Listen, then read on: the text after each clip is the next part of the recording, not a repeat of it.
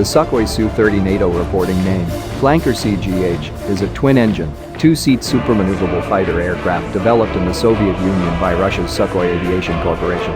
It is a multi-role fighter for all-weather, air-to-air and air interdiction missions. The Su-30 started as an internal development project in the Sukhoi Su-27 family by Sukhoi.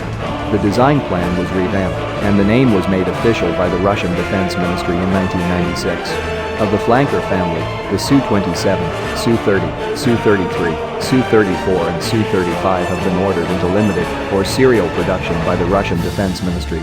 The Su-30 has two distinct version branches, manufactured by competing organizations, KnAAPO and the Irkut Corporation, both of which come under the Sukhoi Aerospace Group's umbrella. KnAAPO manufactures the Su-30 MKK and the Su-30 MK2, which were designed for and sold to China, and later Indonesia, Uganda, Venezuela, and Vietnam.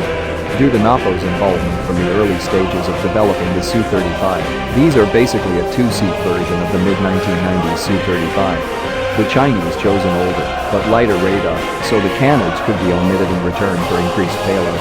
It is a fighter with both air supremacy and attack capabilities, generally similar to the US F-15 Strike Eagle. Irkut traditionally served the Soviet air defense and, in the early years of flanker development, was given the responsibility of manufacturing the Su-27 the two-seat trainer version. When India showed interest in the Su-30, Irkut offered the multirole Su-30 MKI, which originated as the Su-27 modified with avionics appropriate for fighters. Along with its ground attack capabilities, the series adds features for the air superiority role, such as cannons, thrust vectoring, and a long-range phased array radar. Its derivatives include the Su-30 MKN, MKA, and SN for Malaysia, Algeria, and Russia respectively.